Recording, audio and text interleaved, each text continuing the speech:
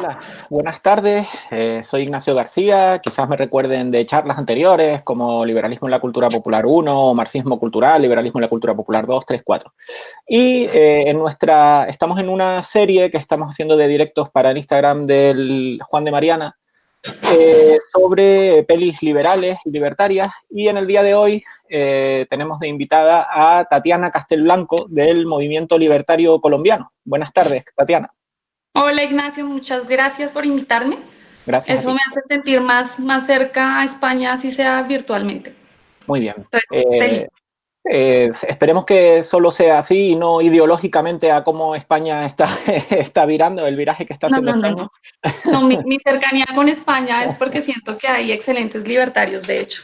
Esa es mi empatía con con el lado, con la luz, con el buen lado. Muy bien. Como venimos haciendo ya desde la semana pasada y esperamos seguir haciendo, vamos a, con diferentes invitados, en esta ocasión con Tatiana, hablar sobre películas liberales o con algún mensaje que podamos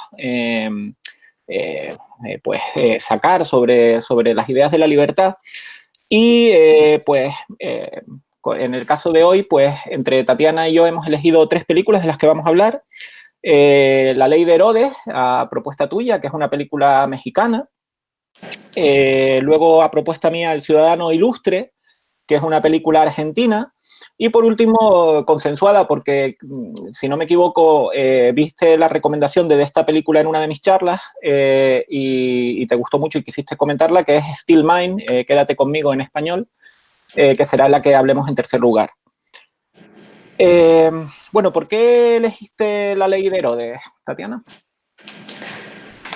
Me parece que es una sátira, es una película satírica que sabe ejemplificar mucho la realidad que viven los gobiernos en Latinoamérica. Uh-huh. Pero lo chistoso es que es una película que le cabe, digamos, a cualquier gobierno de derecha e izquierda, porque muestra como la corrupción que se da, pero sobre todo lo que más me gusta es que muestra como con la Constitución y, bueno, pero es que ahí tendría que spoilear. O sea, me gustaría que tú Sí. seas el que da primero el resumen Bien, y ya entro. creo que el resumen es bastante rápido para quien no la haya visto. Bueno, es una película ambientada en los años 40, 50, en un México muy rural, pero creo que es atemporal, ¿no? Y se puede aplicar no solo en México en esa época, sino en cualquier país sudamericano o en general incluso, pero especialmente sudamericano en la época actual, ¿no? También. De hecho, la película es del año 99 y trata sobre cómo tras un gobernador ser asesinado, un alcalde, ahí creo que lo llaman intendente, no recuerdo exactamente la figura que es, pero viene a ser algo así como un El alcalde, presidente municipal, el presidente, presidente municipal. Ajá. es asesinado por el pueblo después de que se ha robado absolutamente todo, de hecho literalmente va con el dinero, tal. Bueno, pues el partido nombra a dedo a alguien que consideran que puede ser bastante manipulable, que puede cumplir el cometido así sin hacer mucho ruido, y vamos viendo cómo esta persona, que al principio, bueno, una persona así como inocente o ingenua, digamos, o bondadosa, pues se va corrompiendo progresivamente ante todas las tentaciones, ¿no? del poder, a pesar de ser un pueblo miserable, pues ve que es una manera de ir enriqueciéndose y ascendiendo en la escala dentro del partido, y esto es a través de esa parodia que tú cuentas, o a través de esa eh, eh, tragicomedia, ¿no? Porque es cómica, pero a la vez es trágica, pues vas viendo Sí, cómo esa. esa persona se va corrompiendo pues hasta niveles tremendos, ¿no? Llegando a hacer las cosas más, los actos más deleznables. Sí, y bueno, ahora ya podemos arrancar con los Sí, sí. spoilers. Uh-huh. Quería iniciar como por el resumen, pero digamos que muestra que es lo más interesante de la película, la transformación del personaje, ¿no? Entonces el man arranca siendo un albañil Uh-huh. y luego sigue, es seleccionado, como lo dijo Ignacio, llega a un pueblo que es totalmente paupérrimo, es Uh-huh. pobre y de hecho ilustran una sociedad totalmente inmoral, Uh-huh. porque ahí ejemplifican a través de personajes figuras como un padre pervertido, ¿no? Uh-huh. Está el burdel, Está...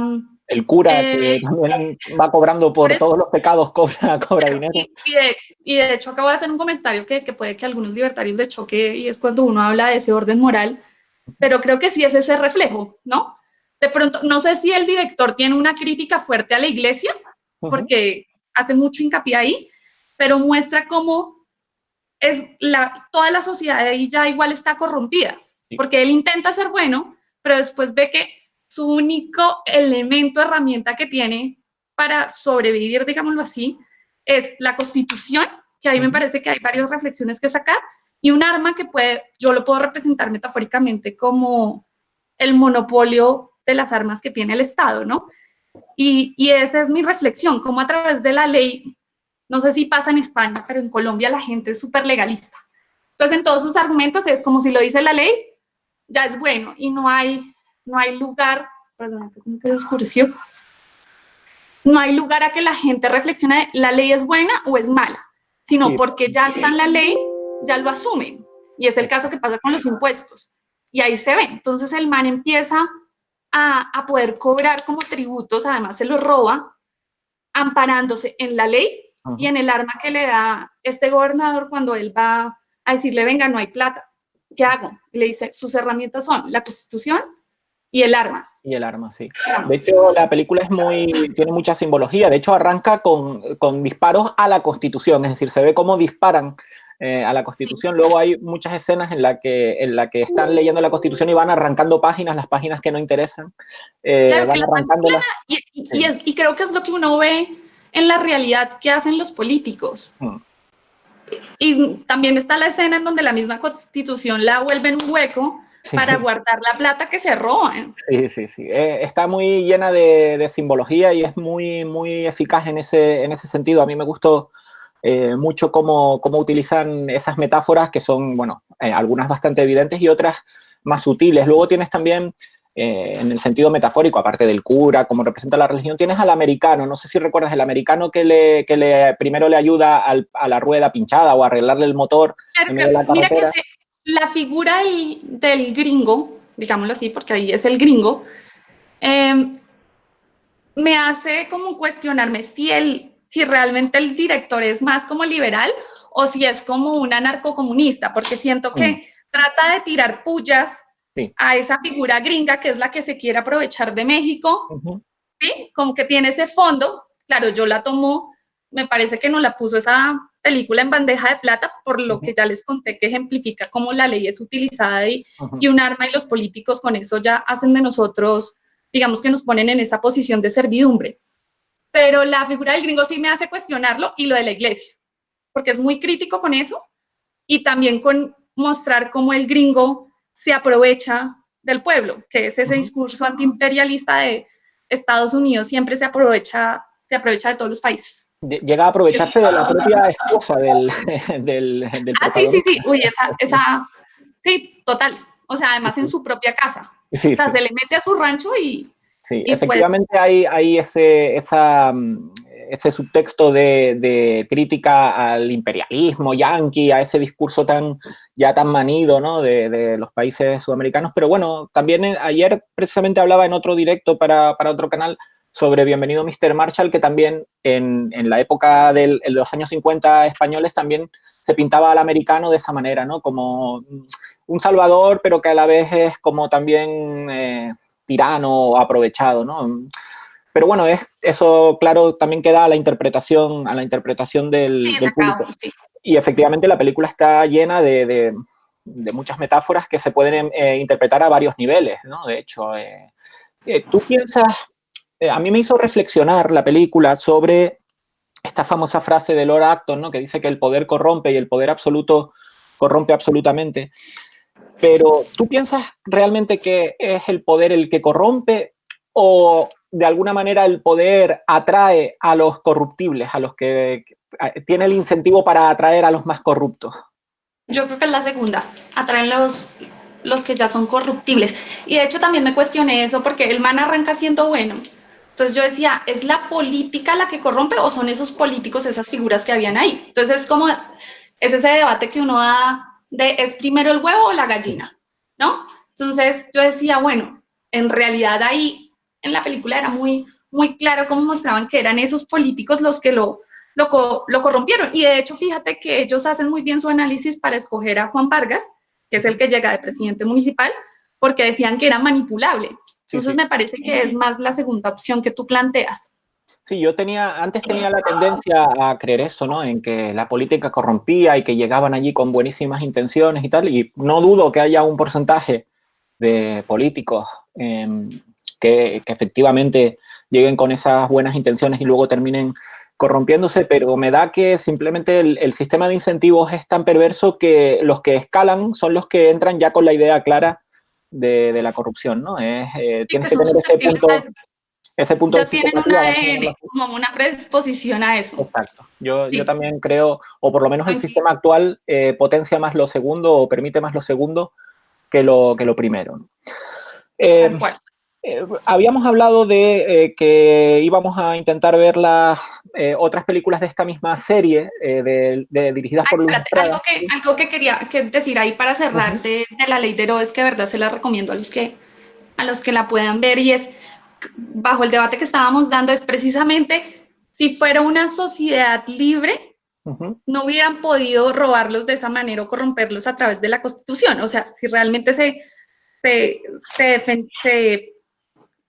se protegiera como la propiedad Uh-huh. privada, lo mismo justicia y vida, pero era algo que estaba totalmente ausente en ese pueblo. Entonces Sí, me sí, parece ahí que también daba cabida.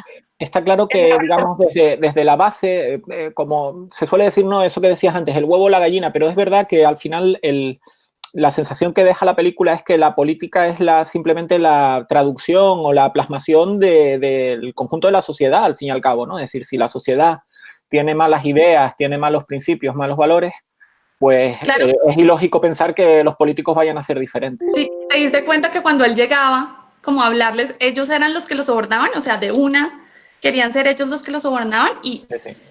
no sé si recuerdas las escenas del prostíbulo, que no tengo nada en contra de la prostitución, pero sí era claro que ahí no se daba la figura de libertad, porque las mujeres que estaban ahí estaban coercitivamente, digamos, Sí, sí. no eran tan libres. Sí, a través Sino, de la Madame, que además también es la única que llega a plantarle cara cuando contrata a un matón, matón, sí, sí, sí. a un matón, y luego el tipo pues se lo carga con el arma, ¿no? Pero efectivamente era una de las pocas que puso ahí desde un principio, sabía cómo iba a funcionar la cosa, ¿no? Sabía qué es lo que iba a pasar porque le había pasado igual con todos. De hecho, el final de la película es simplemente vuelve todo a empezar, es decir, llega un nuevo gobernador con la misma, igual que cuando él llegó al pueblo, es decir, parece que vuelve la rueda a girar. Y fíjate que es algo que nos puede dejar una reflexión que en nuestros países la gente olvida muy fácil, o sea, es como que no aprenden y vuelven y repiten el mismo error. Sí, yo siempre No insisto ahí salimos de eso.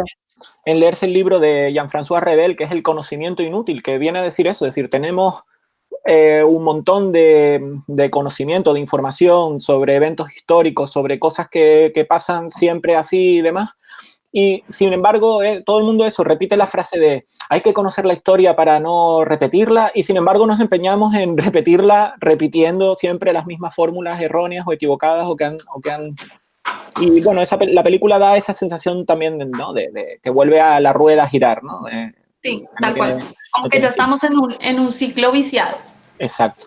De hecho, la película tiene una continuación. Bueno, hay una previa que se llama El Infierno, también de Luis Estrada. Esa no la vi. Creo que tú tampoco la has visto. Esa sí, o sea, es una trilogía, Uh-huh. solo que la que tú me recomendabas, la verdad, por tiempo no alcancé a verla, pero la que tú dices, la dictadura perfecta, no hace parte de esa Bueno, trilogía. pero curiosamente es como una película, es la misma película, pero hecha en el 2015. De hecho, el personaje se llama Vargas y tal también, aunque no tiene relación de edad, porque si esta película estaba ambientada en los años 50 y esta está ambientada en el 2015, el tipo tendría que tener 100 y pico de años ya.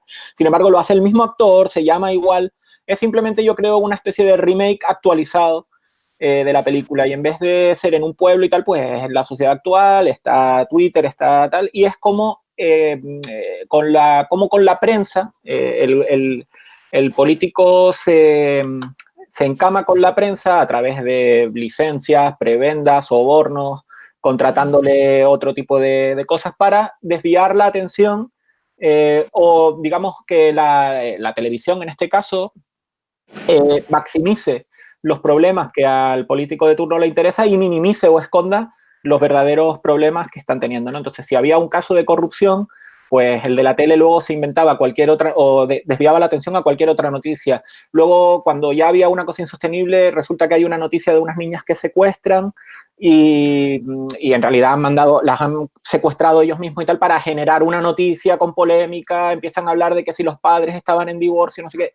Y bueno, tú la ves y no puedes más que sentirte reflejado en la situación actual, de cómo en los programas, en la tele y tal, se habla de unas cosas como si pues, se engrandece una polémica de una manera tremenda y otra cosa que es más grave o similar a eso, pero más grave incluso, eso se esconde, ¿no? Y en España en estos días eso lo hemos tenido multiplicado por 1000 con un montón de ejemplos, ¿no? Y me imagino que eso también pasará en Colombia, pasará en México, cuando, quiero decir, que es universal y es innato o es inherente a la propia política, ¿no? Que controla los medios.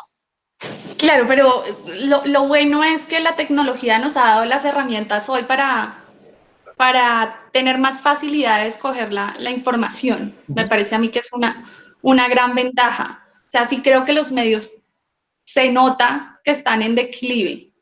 Sí, sí. Que es un tranquilo, me parece. De hecho, por eso quieren tanto controlar Internet, ¿no? Es la sensación que hay, porque se les escapa a su control. Claro, pero igual les queda más difícil. Sí, pero bueno, lo intentan. Cuando tú ves que tú me comentabas la otra vez esto de WhatsApp, tú dices, bueno, digamos, si uno lo ve así tan latente, pues tenemos entonces Telegram, ¿no? Como que afortunadamente la tecnología nos da la opción de evadir esas trampas que muchas veces nos quiere poner el Estado como para retenernos, ¿no? Porque es como que el Estado se queda análogo, se queda atrás. Pero claro, ahí entra en juego la masa de gente que ni siquiera tiene esa preocupación o asume esa responsabilidad de, por ejemplo, eso, si ves que WhatsApp te está limitando el compartir información, te pasas a Telegram, pero es que hay gente que directamente no sabe ni de la existencia de Telegram o ni siquiera le importa o piensa que le afecte que WhatsApp restrinja los mensajes o se cree que es por esto de que con el coronavirus se está consumiendo demasiado internet y lo hacen por ahorrar ancho de banda y tal, que no es creíble, simplemente es una forma del gobierno establecer lo que es la verdad, su verdad, ¿no? Lo que es su narrativa o su relato para tratarlo de imponer al relato que va en su contra. Hemos hablado de eso, de lo de WhatsApp, y efectivamente yo lo veo así, es decir, y sin embargo pues la gente se empeña en justificarlo cuando creo que es bastante meridiano que simplemente quieren eso, volver a encauzar la opinión pública a los medios que ya controlaban, como es la televisión, la prensa, pues porque eso lo tienen mucho más fácil de controlar. Sí, es una lástima. Ahí sí creo que la libertad son las cadenas que uno se quiera poner. Sí, ahí estoy de acuerdo. Y en esta situación con el coronavirus y tal, que nos ha llevado un poco al extremo, creo que se pone de manifiesto en muchas personas, ¿no? En cómo parece que aman esas cadenas, ¿no? Es curioso y a veces... Sí, pero yo creo que ahí también juega mucho, Ignacio, el miedo a la muerte. O sea, que sí creo que incluso la gente, sin saberlo, se ha dado cuenta que puede aceptar hasta gobiernos autoritarios, ¿sí? Porque como que sienten que necesitan esa protección. Sí, explotan el miedo. Porque digamos que la muerte sí hoy está más cerca con esta pandemia. Está ahí. Sí.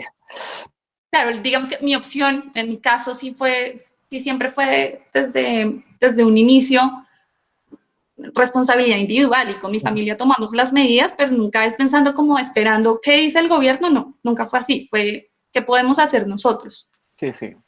Precisamente hoy en España está la polémica de que han abierto parcialmente la posibilidad de que los niños salgan y han salido en tropel las familias sin respetar las distancias y demás.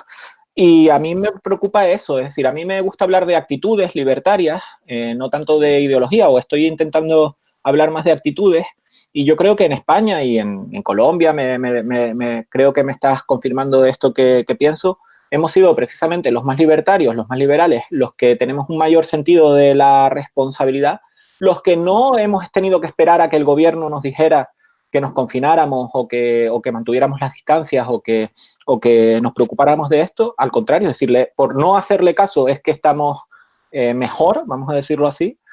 E Sí. igual que ahora el gobierno ha permitido a la gente salir y tal, probablemente seamos los libertarios los que con más reticencia lo vemos, los que más precauciones tomamos, porque simplemente eso, no vamos a detrás del ¿cómo se dice esto? Del rebaño, sino vamos Sí, por... no somos borregos, afortunadamente. A mí me gusta decir que es como una expresión muy, muy así, lo de, diga, pues ahora yo estoy confinado porque yo quiero, ¿eh? No porque me lo diga el gobierno, ¿no? Que es la típica cosa que se suele decir cuando no puedes decir otra cosa. Bueno, pero esto es porque quiero yo, no porque me estén obligando. Sí. No, digamos, en nuestro caso, ¿qué podemos? En Colombia existe, por ejemplo, 60% es de informalidad, ¿no? Entonces es gente que vive del día a día y es muy fácil para uno decirlo, pero de verdad, si yo estuviera en la posición de ellos, también saldría. O sea, ahí sí no hay nada que hacer.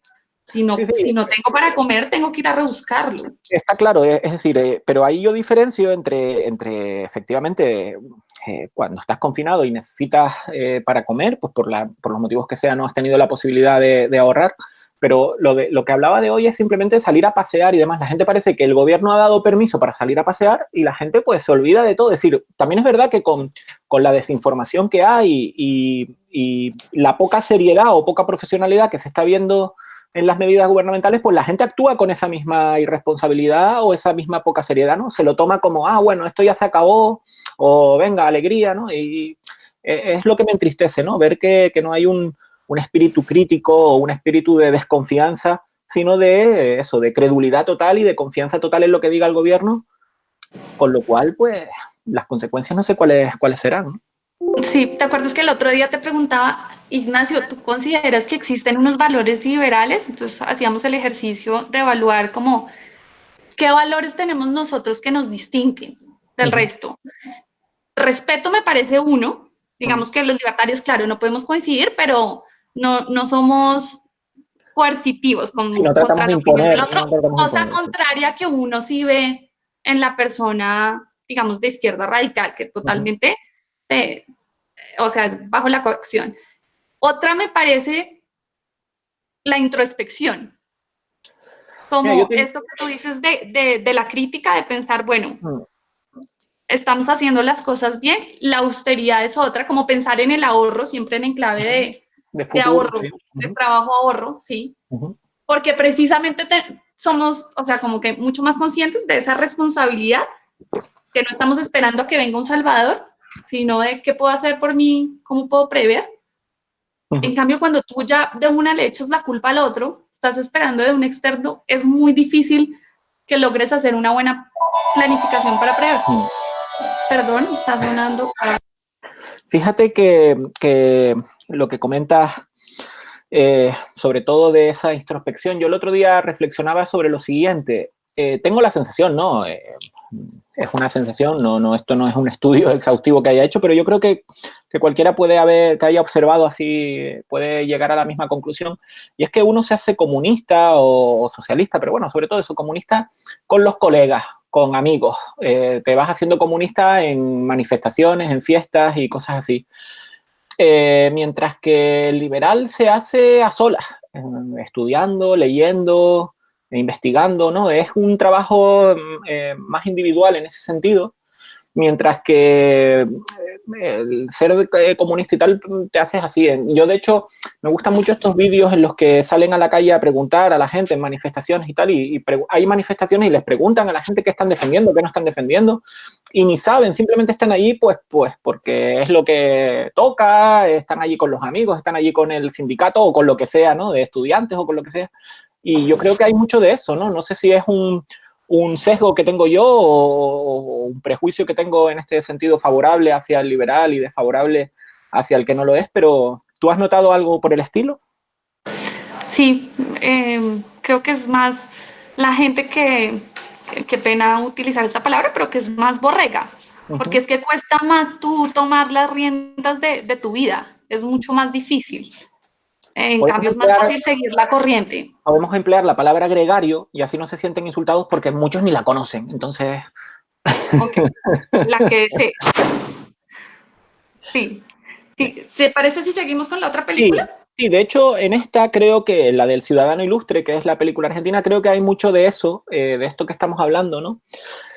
Y es de un argentino que salió emigró de un pueblo también muy pobre, en el que no pasaba nada, de Argentina, muy joven, y desarrolló una carrera en Europa como literato y terminó ganando el premio Nobel, ¿no? El tipo de literatura, ya con, pues, en su senectud, así, no sé qué edad tendría, unos 60 y pico de años, algo así. Y, y nada, el tipo estaba totalmente endiosado, rechazaba todo tipo de honores, de peticiones, de entrevistas, de recepciones. Sin embargo, bueno, por circunstancias, termina aceptando una invitación su pueblo, del alcalde de su pueblo, para ser nombrado ciudadano ilustre del pueblo y vuelve 40 o 50 años después al pueblo. Y el contraste tremendo, ¿no? De lo que se encuentra allí, que supongo que sigue siendo igual a lo que se encontraba. Y a mí me pareció muy cómica, no es para morirse de risa, pero sí es un humor muy irónico, ácido, de eso también, de las corruptelas en el pueblo, de cómo la política se entremezcla con las rivalidades personales y familiares del pueblo, cómo se utiliza también la política para todo tipo de favores. Hay una figura que es muy graciosa, que es que él va a ser allí ser jurado de un concurso cultural en el que la gente presenta cuadros y tal, y hay uno que se enfada muchísimo porque no le han seleccionado el suyo, que es un cuadro normal y corriente, pero el tipo es el presidente de la Asociación Cultural de Artes Plásticas y no sé qué, ¿no? El famoso, usted no sabe quién soy yo y tal, ¿no? Y al final... Sí.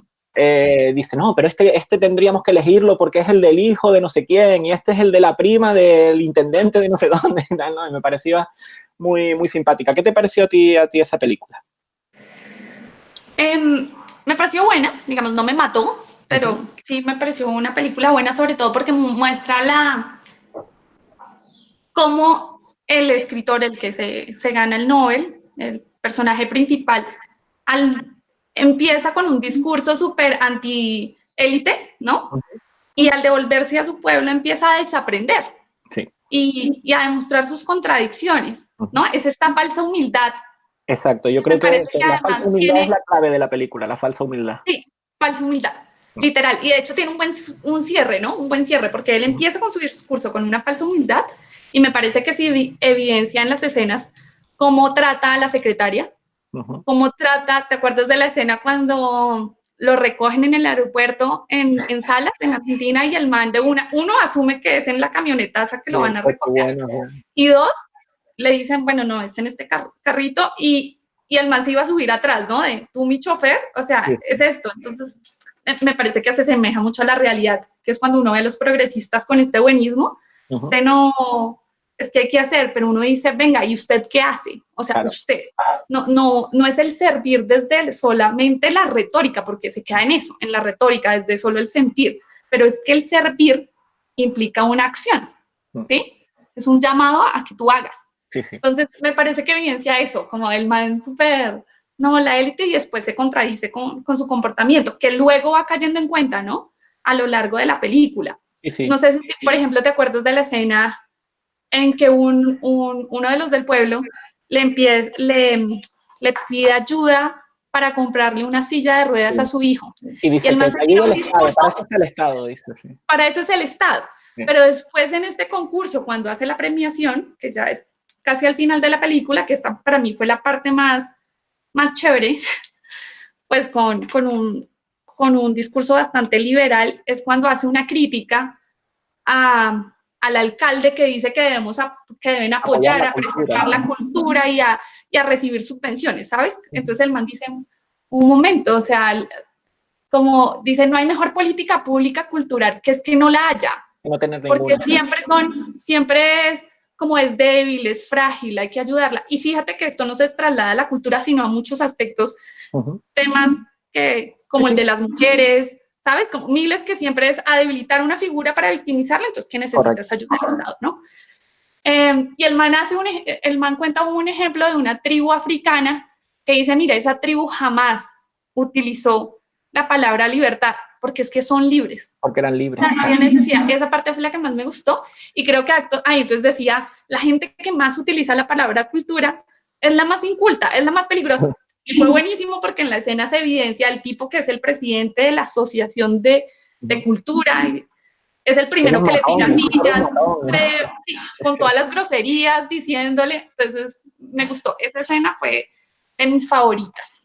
Sí, a mí esa escena es mi escena fetiche de esta película, junto con la que precisamente mencionaste de lo de la silla de ruedas, porque precisamente es esa crítica a la caridad o a la caridad privada en contraposición de algo estructurado por el Estado y tal, cuando en realidad al final lo que estás haciendo es también monopolizando la caridad, estás monopolizando a los pobres o estás capitalizando a los pobres para instrumentalizarlo simplemente, ¿no? Yo el otro día tuve un tuit que se me ocurrió que creo que ejemplifica un poco eso, ¿no? Decía que el motivo, en España, bueno, Podemos es el principal crítico de todas las donaciones de Amancio Ortega porque dicen que no paga impuestos y demás, que bueno, es la típica retórica falsa, ¿no? Pero bueno, dicen que eso, ¿no? Y entonces yo digo que el motivo por el que los de Podemos aborrecen o desprecian las donaciones de Amancio Ortega y que lo que tendría que hacer es pagar impuestos, es el mismo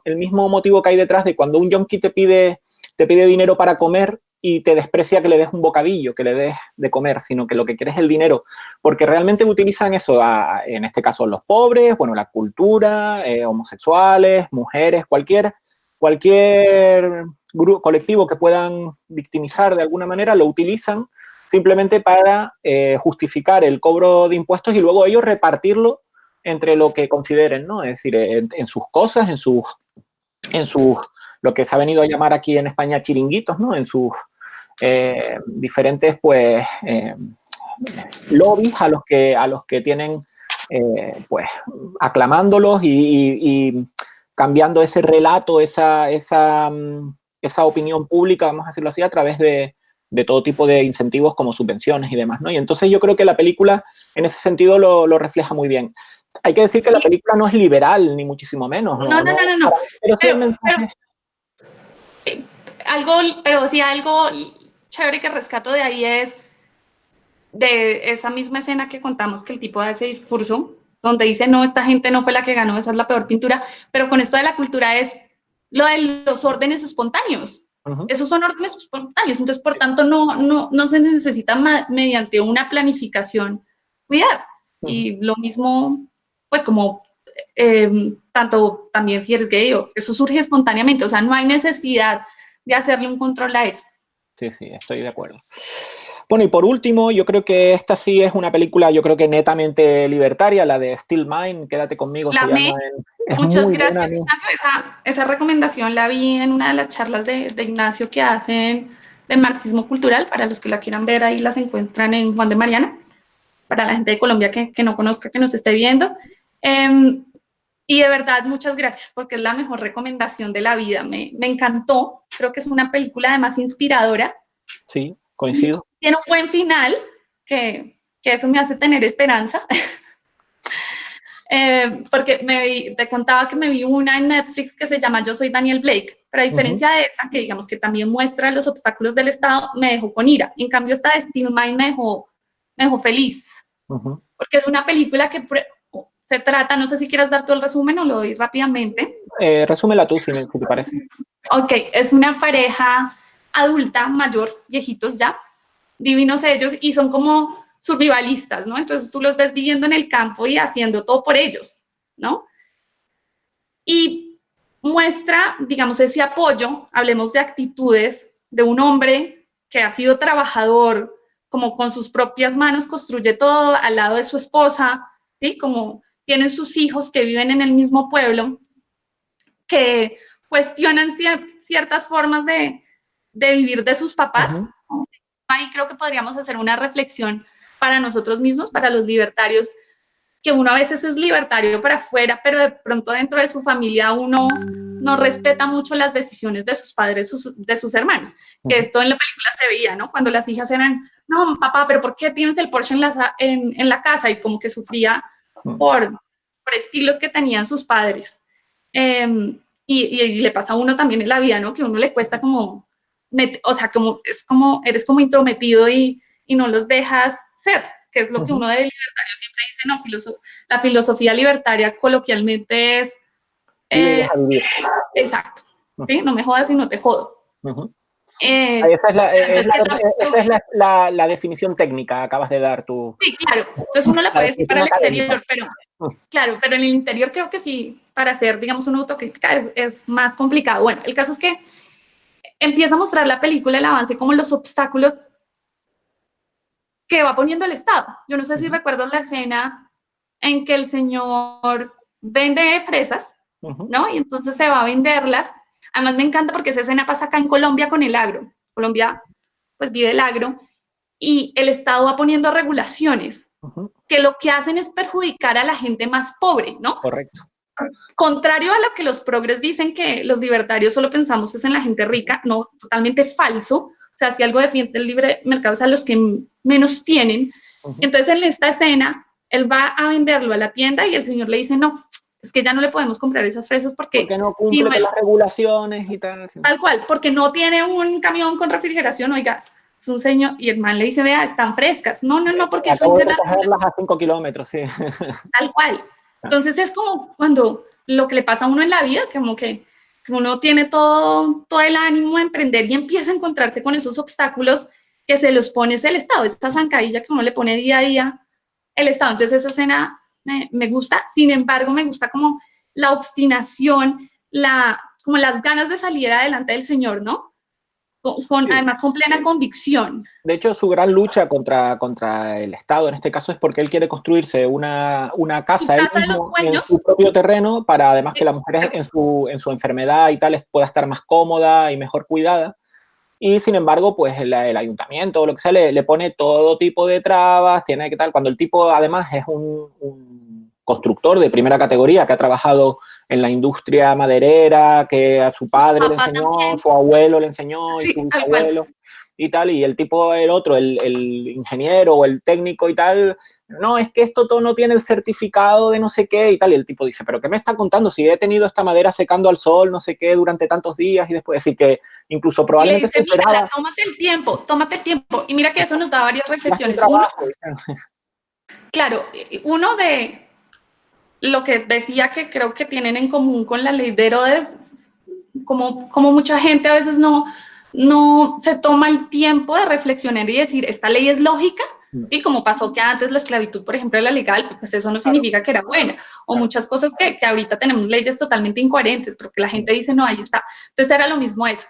El man le decía, mire, haga el examen en la casa, o sea, mire todo lo que quiera, tómese todo el tiempo, pero era solamente esa testarudez de, no, ya lo dicen, entonces no. Sí, o sea, aquí en el pueblo hay casas que tienen 200 años, de mucho antes de que existiera su oficina y tal, y siguen en pie. Tal cual. Es que es así. De hecho, hay una escena, creo que... Antes de que se me olvide, otra reflexión ahí es, también lo hace uno dudar que tanto uno tiene propiedad privada. O sea, realmente sí tenemos propiedad privada, respeto a la propiedad privada cuando es que en tu territorio, el que tú compraste con tu plata, con tu trabajo, te están diciendo lo tienes que hacer de tal manera. Es la ilusión, es la ilusión, porque de hecho tenemos, la propiedad, digamos, la tenemos secuestrada siempre y cuando vayamos pagando el tributo que es, por ejemplo, el impuesto de bienes inmuebles o todo tipo de impuestos que lo que te están diciendo es, bueno, esto es nuestro y a ustedes le dejamos pensar que es suyo, pero lo usa en tanto en cuanto cumpla con nuestras condiciones desde el momento en que no, esto no es suyo, ¿no? Si lo analizas bien es así y es bastante frustrante y bastante demoledor. De hecho, creo que hay una escena, es lo que te iba a comentar antes, que creo que enlaza con eso, que es cuando el tipo va allí a pagar las tasas al ayuntamiento para poder, como por la licencia de obra o algo así, ¿no? Y entonces el tipo lo que le dice al funcionario es, dice, hombre, yo entiendo que hay gente en el paro y que hay que justificar su puesto de trabajo, ¿no? Amo, pero $400 me parece excesivo y tal. La película se la tienen que ver, es Es brutal, me Sí, encantó. es muy La buena. amé. Y el personaje, además de él, es entrañable y está genial, está genial. Su relación con el abogado, con su mujer, con sus hijos, a mí me pareció fantástica. No sé si te acuerdas de este personaje, el amigo de él, que precisamente es de los que hablo yo, de El que, viejo cascarrabias ahí. sí, no, pero que además demuestra eso de, no, eso es legal, como así, cómo Claro. vas a hacer eso, pero además como en el fondo, como con una envidia, no sé, que uno la percibe también mucho en los progres, en su discurso de resentimiento de este tiene y el otro no, ¿qué vas a poder hacer? Que también me parece ahí como clave, Sí, la del amigo, sí, sí, tratando no, como de restringir. sí, sí, en plan, esto tienes que cumplir con los permisos y no sé qué y tal, y Pero dándole ¿cómo un vas a poco la hacer eso? razón, Sí. estás loco y tal. Cuando lo loco es lo otro, ¿no? Es decir, realmente la actitud esa de, oye, si yo no le hago daño a nadie haciendo esto, pues ¿por qué no voy a poder hacerlo, no? ¿Por qué tengo que pensar que me tienen que dar permiso para hacer este tipo de cosas, ¿no? En mi propiedad, sí, tal Sí. cual. No, y luego tiene para mí el discurso final en el tribunal, porque al final, bueno, al tipo lo llevan a juicio y tal, y entonces el tipo al final dice, bueno, tengo 80 y pico de años, dice, yo lo único que sé es que esta noche me voy a ir a dormir a mi casa o me voy a ir a dormir a la cárcel. Dice, en cualquiera de los dos casos dormiré con la conciencia tranquila. Me pareció muy de Turó, que venía a decir que él cuando él fue a la cárcel por no pagar impuestos queriendo, y él dijo que nunca se sintió más libre que cuando estuvo en la cárcel, precisamente porque no se doblegó. Claro, de hecho David Thoreau, que la gente a veces cree que fue Gandhi el que escribió el primero que escribió sobre desobediencia civil, pero fue Thoreau. Y ahí lleva también, eso me parece que es un argumento fuerte para uno refutar cuando los progresistas hablan que si no hay libertad material, no hay libertad. Pero entonces olvidan esa parte como espiritual que va muy, muy interna de la tranquilidad que da hacer las cosas con convicción, ¿sí? Por convicción. En parte es culpa de los liberales, porque siempre tendemos a llevarlo todo al terreno económico, pero yo soy de la opinión que la libertad es un sentimiento. La libertad es un sentimiento, no es ni siquiera una idea, es un sentimiento, el sentimiento de libertad, y eso no lo explotamos lo suficiente, ¿no? Porque al fin y al cabo, pues, te crees libre o te conformas con algo de libertad, cuando en realidad es algo que por lo que hay que luchar porque día a día, porque es que es evidente que no la tienes y que te la intentan quitar, ¿no? La libertad solo se entiende en negativo en ese sentido, ¿no? Es algo que tienes que luchar todos los días para ganarte, no es algo es decir, es algo que viene dado y que lo único que pueden hacer es quitarte, no es algo que tú puedas. Claro, pero eso mismo que tú dices es lo que creo yo que hace que los liberales caigamos en ese error, como tú lo dices, porque como los creemos es en los derechos negativos, nos quedamos en una actitud de espera, como si no la quitan ahí sí reaccionamos, Claro, pero hace que los progresistas nos lleven toda la la ventaja ventaja. porque ellos sí se ponen en accionar, como son derechos positivos, son a quitar, entonces siempre están adelante y nosotros solamente como recibiendo el golpe y tratando de taparlo. Entonces Sí, sí creo que hay que hacer un llamado de volvernos mucho más propositivos y activos, sí, me estoy de parece a acuerdo. mí. Estoy de acuerdo. Además, esa película, como te digo, es muy inspiradora. Como tú dices, es muy inspiradora. Yo creo que cualquiera que la vea sale de ahí con, no sé, con los sentimientos a flor de piel en cuanto a lo injusto que es el sistema, si a poco que lo analices, ¿no? Aunque aparentemente parezca sobrellevable y demás, si lo analizas es realmente injusto y en ese caso de este hombre, pues se veía con mayor claridad, ¿no? En su caso. Sí, creo que el personaje ejemplifica muy bien un buen liberal y es ese man que ahorra, trabajador, que lo único que quiere es como realizar sus sueños por sus propios medios sin que nadie lo joda. Sí, sí, fíjate que él ni siquiera tiene por qué saber que es liberal o libertario, ni tiene por qué entender de ideología, Sí, sino no, es simplemente su actitud ante la de vida. actitud. Exacto, me gustaría incluso terminar con eso. No sé si tienes algún otro comentario que hacer. Yo no tengo acceso a las preguntas que estén pudiendo Tampoco. realizar en el directo. No sé si aquí el servicio de documentación, Pablo, que lo tenemos aquí en el Picanillo, nos puede decir si hay algún tipo de pregunta del público, de los millones de audiencia que en este momento probablemente estemos teniendo, ávidos por saber de películas que ver durante el confinamiento. Sí, nos preguntan, o más que todo si pueden hacer un resumen de las películas que se han comentado, porque a veces la conversación, la gente sale y entra y se pierden algunos títulos. Bueno, sí, pues mira, de las que hemos comentado han sido La Ley de Herodes, que es una película mexicana del año 99 de Luis Estrada. Luego hablamos un poco también de pasada de otra de Luis Estrada que se titula La Dictadura Perfecta, que es del 2015. Luego hablamos de El Ciudadano Ilustre, que es una película argentina, creo, del 2016, creo recordar que es, ahora no lo tengo delante. Y por cierto, la del Ciudadano Ilustre, si no me equivoco, es dirigida o escrita por alguno de los que hicieron Relatos Salvajes, que no sé si la has visto, Tatiana, Relatos Salvajes, la película argentina. Sí, también me encanta. Que tiene un par de cosas también que podríamos haber incluido en el análisis, como el Bombita, no sé si recuerdas. El Bomba, eso te iba a decir, creo que ese es el más era icónico. tremenda esas escenas. Y bueno, y por último estuvimos hablando de la más libertaria de todas las pelis, que se llama Still Mine, en español la tradujeron por Quédate conmigo, que es con el viejito que es Jim Cromwell, el de Beif, el cerdito valiente, también una película muy mítica, que probablemente Still Mine sea del 2010 o 2012, una cosa así, no lo sé. Y esas han sido básicamente las 3 o 4 películas de las que hemos mencionado. No sé si hay alguna otra pregunta o alguna otra película que tú quieras comentar, Tatiana. No, yo me ciño a las películas que habíamos propuesto. Al guión, no nos podemos salir del guión. Sí, bueno, en el chat de eso la gente son comentarios sobre lo que van hablando. Espero que todos comentarios, Pablo me comenta que sobre todo eran comentarios de lo que íbamos hablando, espero que sean comentarios halagadores. ¿O son negativos, Pablo? O sea, se metió... O son bulos. Son bulos, mira que llamamos a Marlaska, si hay bulos llamamos a Marlaska.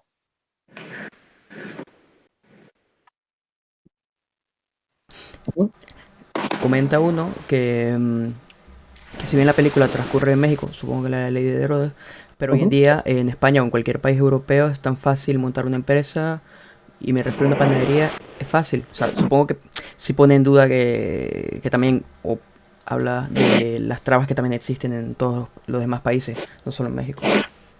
Sí, yo creo que la película probablemente sea universal, en el sentido de que, y con el paso de los años cada vez más, ¿no? Porque vamos en esa línea, parece ser, ¿no? No sé si tú estarás de acuerdo, pero yo no sé en Colombia cómo de fácil es abrir una empresa, pero en España es muy complicado. No, es muy complicado, y por eso creo que las personas que no han intentado abrir empresa hablan tan fácil. Y es porque desconocen la realidad tributaria que existe en nuestro país. Sí, Estoy segura de eso. De hecho, a mí me hace gracia cuando dicen, no, porque los empresarios, explotadores, ganando dinero y tal. Digo, bueno, pues si tan fácil es, monta tú una empresa y ponte a ganar dinero a expuertas ahora mismo. Yo he de decir, por mi experiencia y por lo que he visto, en España solo hay una cosa más difícil que abrir una empresa, que es cerrarla, conseguir cerrarla. Es horroroso decir eso. En Colombia es igual, De hecho, iba a dar un dato que no lo tengo muy exacto, pero la Cámara de Comercio dice como que se abren...